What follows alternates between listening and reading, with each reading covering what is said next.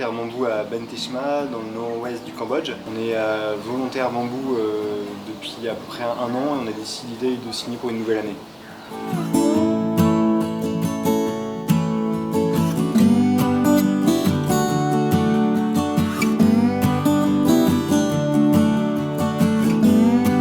C'est un des seuls villages où on a un collège et un lycée. Donc à 2 heures de moto à la ronde, les enfants n'ont pas de collège et lycée. Du coup, toutes les familles pauvres ne peuvent pas scolariser leurs enfants. D'une part déjà, parce qu'en général, parce qu'ils ont besoin d'eux pour travailler au champ. Et d'autre part, parce que le collège-lycée est beaucoup trop loin. S'ils doivent louer une chambre, ça coûte beaucoup trop cher. Donc tous ces enfants, on les recrute et ensuite ils viennent ici à partir du collège-lycée. Ils sont logés en foyer. Donc ils vont à l'école publique du village pour leurs cours toute la journée. Et quand ils reviennent, ils ont des cours complémentaires. Et puis donc ils sont logés, nourris, et en plus de ça, il y a tout le côté enfant du Mékong qu'on développe de plus en plus. C'est le côté pédagogique, avec toute une charte qu'on respecte. On anime beaucoup d'ateliers, de jeux.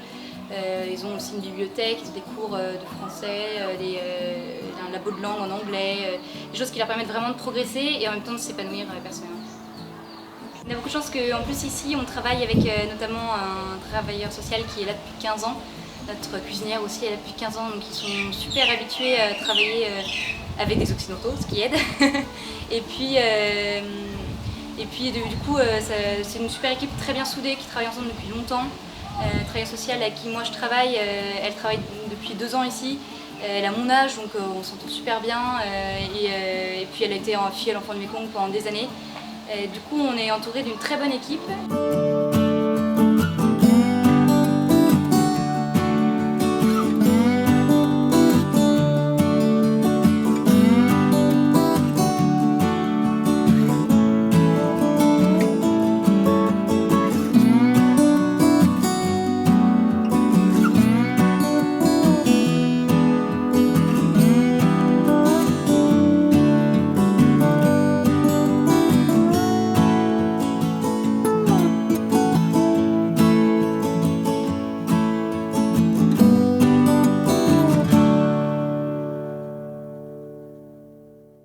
Et puis Enfants du Mékong, clairement, par rapport à d'autres structures qu'on avait vues, on était sûr que c'était que les missions qu'on allait faire sur place au Cambodge, des missions professionnelles. Puis en tant que couple aussi, c'est l'asso qui nous a paru la plus pro, qui envoie beaucoup de couples et qui envoie du coup dans des missions dont aucune est reliée vraiment finalement au métier de départ de l'un de nous deux, mais où du coup chacun de nous a vraiment une mission qui lui est propre et qui est très complète. Nos 2 missions se complètent, mais il n'y en a pas une qui est inférieure à l'autre. On a tous les deux un vrai travail qui nous prend 24 heures sur 24. Du coup, moi je suis coordinateur de programme de parrainage. Du coup, avec le centre scolaire de Ban Teshma, on a environ 5 programmes de parrainage qui sont affectés, avec environ 150 jeunes filleuls, enfants du Mékong. Je vais visiter au moins 2 fois par an chacune des familles avec travailleur social khmer Poutri. Du coup, on vérifie à chaque fois que le niveau de l'aide apportée correspond vraiment aux besoins de la famille. Du coup, on distribue chaque mois les parrainages aux enfants. Du coup, il y a une partie qui est apportée directement au monétaire à l'enfant. Et puis, on va aussi lui donner des produits d'hygiène. Du coup, ma mission, c'est vraiment le centre scolaire. Donc, je suis responsable du centre scolaire. C'est-à-dire qu'avec Villa, on s'occupe vraiment de la gestion des profs, des programmes scolaires, des examens, des plannings.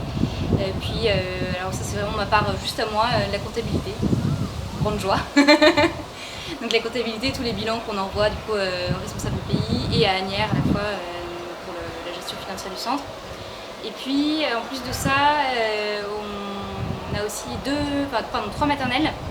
On a 3 maternelles donc donc une qui est sur le centre Enfants du Mékong même et 2 dans des villages avoisinants, qui sont des maternelles dont on finance le fonctionnement et donc on suit particulièrement pour vérifier que tout se passe bien, qu'elles suivent leur programme, motiver les instits. Donc ça on leur rend visite une fois par mois et puis une autre fois elles viennent ici au centre pour un petit débriefing tout ensemble.